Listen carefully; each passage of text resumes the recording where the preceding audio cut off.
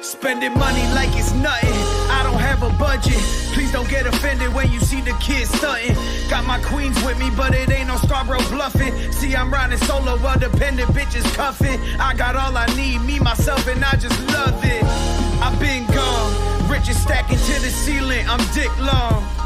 Could never change the side I've been on. In 100 years, I'ma still be with my day ones. When it's said and done, fuck where I'm going, it's all about where I came from. You don't know. What's up, YouTube? It's your boys from the SLG Network. You got your boy Nick here. You got Avery, you got Zach, you got James. How y'all doing, boys? Yeah. Good. Where's our fifth starter at, lazy bastard? He's pulling Marcus Smart. He's out of today's game. Oh man. All right, we're gonna shoot some ideas out, some of our opinions. You don't have to agree with them. You gotta listen to them though. That's all that matters. We're gonna start off with the Oklahoma City Thunders. We're gonna go off of their draft pick, their offseason moves. Where do you rank them in the division after all of the concoctions that we make right now? I don't know. Which one y'all want to go first? They got the second round pick this year, or second overall pick this year. That's the tricky thing, is you don't know what they're going to do because it's hard to gauge it. You know what I mean? I personally feel like the best player for them would be Chet Holmgren, because you have facilitators on that team, so he'll benefit from it. And then he can also get his own bucket. They could use the interior defense, but I don't know if they want to wait for him for his body to mature. I think so if I have any a feeling team's they're willing going Jabari. Sorry, I was just gonna say, if any team was willing to wait, it might be them. They've been taking a lot of these projects the last few years, and they're still a few years away from becoming a real playoff contender. So, but I guess it really just depends on what Orlando does with the first pick to determine. I do think it's between Jabari and Chet, so it probably will just depend on what Orlando does. I think that's what it's Oh, sorry. Like you said, if Orlando thinks that they could still do something with Bamba, in my opinion. So I don't see him taking Jabari. I do see him taking Paolo, though, because he's aggressive, he's big, he can get his own bucket, and that's the interior big man you build around. So I go Chet 1, Paolo 2. I think OKC wants Paolo. Yeah, they've got some guys. They've got a lot of good youthful guys. That Giddey pick turned out to be a pretty good pick. And then, of course, you got Shea. I've always liked Dort. They basically have the same roster coming back next year, too, and not many free agents. It will be interesting to see, even though this class is pretty weak, if they ever go after a veteran presence or try to bring in a mid-level free agent to fill out the roster. Yeah, I wouldn't be surprised if the Thunder went Chet as well. I mean, with the Giddey pick last year, I mean, it shows they're not afraid to take an 18 or 19-year-old kid and have him mature under their program. And probably, I mean, I could see Giddey being a top 15 player once he gets into his prime, honestly. He's 19-year-olds out of Australia, and he's already got a triple-double in the league, 1 or 2. Top 15 in the league or on the Thunder? I think he could be a good player down the road. No, I think he's a good player now. Yeah, he is a high ceiling. There was a lot of people mad that he didn't make the all-rookie team. So. I think he should have. I think he should have been Rookie of the Year. How do you win that many Rookie of the Months and don't get anything? Because Ben Simmons won Rookie of the Year, dog. What are you talking about? That's what I think Giddey is going to be. He's going to be everything that Ben Simmons is supposed to be. He's going to just put numbers up all the way across the board. I mean, he'll never be great at anything. God. Yeah. I mean, the only thing I think that is bad about Chet is his size. I mean, 6 foot 195 7 foot 195 is not a great frame.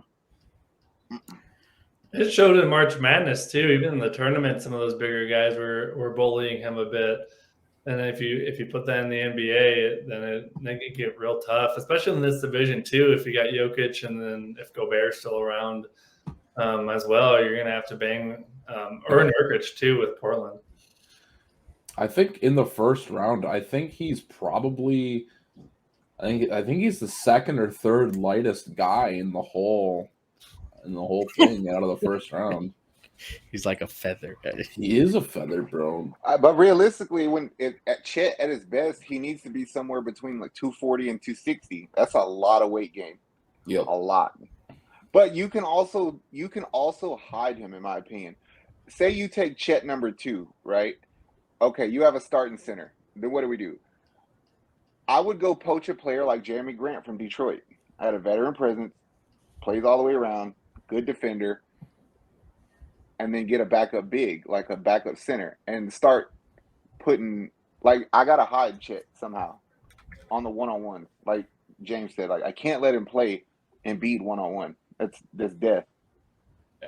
They have their backup center, who's their second highest paid player right now, is Derek Favors. They have him for another year. It'll be interesting to see if they try to offload him, because he's kind of looked a little bit of washed up lately. But is it unrealistic to think that you can go get a player like Drummond, free agent, who's willing to sign for cheap money, evidently? Nerlens Noel, free agent, he'll sign for cheap money, evidently. Like, those are the kind of guys you pick up if you sign Chet, in my opinion, because they have experience and he can be as aggressive as he wants. If you get foul trouble, we got somebody to back you up. Yeah, in bodybuilding case, best case is a Giannis thing, where Giannis came in really lanky and then put on 50 pounds of muscle. Worst case, if he takes the Zion approach and puts on the wrong kind. It's interesting how, like, you look at their roster and really the only older ones is Mike Muscala and Derek Favors. Everybody else is pretty much like 25 down. And I mean, from what reports have said, reports until the draft are going to always be like, oh, we're hearing this, but Orlando wants Chet. So then they're kind of leaning a little more towards him, but it's Orlando. So I really don't have faith in anything they ever do. So I think, like, if you get him, like, let's say he goes OKC. I mean, what about like a Zubac, getting a Zubac as like a guy to play in front of him, kind of like what Cleveland did with Mobley. Yeah, Mobley. Kind of like put him behind Jared Allen a little bit. I mean, OKC's not competing for anything, if we're being honest, in the West. It's one of those still, I guess, trust their process, I guess, is what we're doing. Yeah. To Zach's point, though, I don't know why Orlando would take Chet with Bamba. And I know Bamba's been a disappointment. He divides that fan base, and talking about Orlando too much for any segment. But I could see him taking Chet too, just because Hammond and those guys love lengthy, long wingspans. So that would put OKC in a predicament. But dude, they drafted Giannis. Like, they seen something in Giannis, so they have to think that they can strike gold 2 times.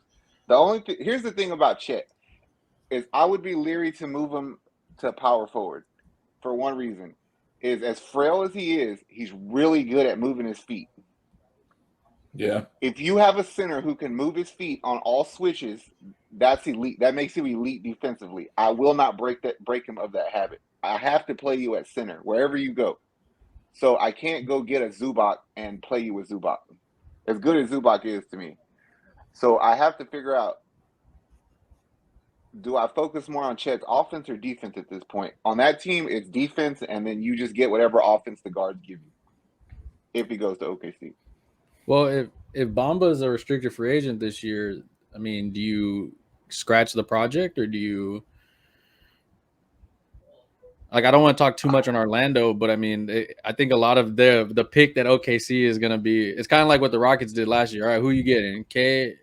Cunningham, or are you getting Green? And then it kind of just fell into, all right, this one's a Here's little my different. issue is I'm thinking like you, Nick, is I almost have to take Chet on the basis, like, if I take Jabari, that means he's going to be in Franz Wagner's way. And Franz had a really good year. They're essentially the same player. I can't really take Paolo if I'm Orlando, because I drafted O'Keefe or Kiki or whatever the hell his name is the year before. I can't burn that pick. So Chet's the only logical solution, which means Jabari or Paolo goes to OKC, and I think Paolo is the better fit from day one. I think he brings more of that. I mean, OKC needs it also, but not. I mean, there's nothing really to do in OKC, but they need that star player again. I mean, they've been putting out hints that that's what they're looking for with their Kevin Durant post and their Sean Kemp post, and you kind of see that they're like, oh, we're getting our superstar for the future in this draft type of thing. Like, yes, it's their social media, but who controls their social media? It's their brand. So, I mean, out of those two, I do think they're going to end up getting either Jabari or Paolo. I think those are the two that are going to – I don't see anybody passing up on Chet just because of the it factor of what if he becomes what many think he's going to be, quote unquote. But which I'm perfect with it. But, I mean, who do y'all think, I guess in free agency – do we think that they don't ever seem to go crazy in free agency? They kind of keep doing this collect. It kind of reminds me of like what Boston did. They collect these picks and just mature our people, collect picks and mature our people, collect picks. But I think at a certain point, like it doesn't seem like certain teams like, yeah, you lose one team, but then you hear here comes Memphis and here comes another team that. So at some point I figure you got to, I think what, like I say, dabble and dibble inside free agency and bring some vets in. You could easily say, I'm going to go sign one of these power forwards, or if you're OKC, it's like, I'm going to go get Paolo, right? I have money. I'm not opposed to going to steal DeAndre Ayton, if possible. Yeah. Oh, they could also, I think Minnesota is a great example, and I could see OKC being the next Timberwolves where all of a sudden they're in the playoffs and everyone's pretty surprised, but I think they could be that in a couple of years if they do this draft right and use all these picks and capital. And I know OKC's on a free agent destination, but neither is Minnesota. But Minnesota got guys like Beverly to come there who aren't like sought after dudes at the top of anyone's list, but they're good culture guys and they know how to get you to the playoffs. So I think that's going to be the next step, is really hitting on some veteran signings in free agency. Maybe not even this year, but I think they're about 2 years away from making a real playoff push. All right, I got a really hot take. What are the odds you guys think if the Thunder get somebody like a Jabari or Paolo, what do you think they bring in a vet like Melo, who is coming into his 19th year? You know, he's going to be 38. He probably isn't going to take up too much cap space, but that's a real veteran, real mind that you're bringing in to teach this young gun. I don't like Melo there. I'm a Melo fan. I've been a Melo fan since Syracuse. My issue is that I can't afford for you to teach bad habits. I won't even risk that. I'm not saying Melo necessarily, like specifically him, but I'm saying a guy like him. If you're going to spend money, go make an offer to Levine. But Levine doesn't make you that much better. He'll give you 25 points, but you're still not a playoff team. If you want to use your draft capital and try to get better, I'm going to go try to get Bradley Beal. Because I have enough picks to throw up. I can throw 2 first-round picks at Bradley Beal. If they were to do a big trade like that with their capital, I agree with Avery, not necessarily Melo himself, but you got to get some veterans in there. It can't just be Bradley Beal and a bunch of kids trying to make. No, I agree. But I just feel like at his best, Shea is a 20-point scorer to me. That's all he is. And to me, Shea Gilgeous-Alexander, a rebuilding team needs to have a face, and I just don't see one there. Oh, I think Shea's the face. I think he's good. He's a triple-double potential. Not that leads to wins, but he's pretty versatile. He's only 23 also. He feels like he's been in the league forever, but he's only 23, has a lot of potential. And it would also help for him to have a more winning culture around him. Playing for a team that's been this bad for a couple of years, especially coming from the Clippers, can't be it can't be great for a player trying to develop, and that's why they should almost start to take a shot, because they have enough draft picks already. They don't need to keep going for the bottom. You might as well try to be competitive at this point. Well, my biggest thing with the Bradley Beal and the Zach LaVine thing is because when we played them 4 times a year, we always give them – everybody gives OKC the problem because it's like you're going to have to beat us from the three-point line. And they just don't have enough shooting on that team. You have to get shooters there somehow, which is the only reason I would consider them taking Jabari. Because they have Poku, but he's like skin and bones too. And that's why the Chet fit might be weird too. They already have a couple of guys who are way underweight, so they're just going to be But those guys are definitely movable. If you draft Chet, would you trade one of those guys for, like I said, like a Jeremy Grant kind of player, you know? Julius Randle. I was even thinking Julius Randle might not be a bad veteran guy looking to resuscitate his career after his bad year. I mean, you could bring in Serge Ibaka. Come on back, bro. And one player I'd like to see them go after, at least try to get the rights to him, barring the fact he comes back this year, would be like a Joe Ingles.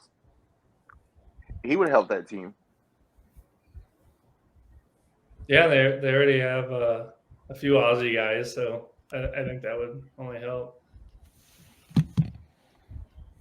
I mean, I'm looking at like free agency. There's nothing really that stands. I mean, everybody has Zach LaVine as like that, I guess, star of this free agency. I mean, you got Gary Harris, Ricky Rubio, Andre Iguodala, Thaddeus Young. It's kind of like a role players.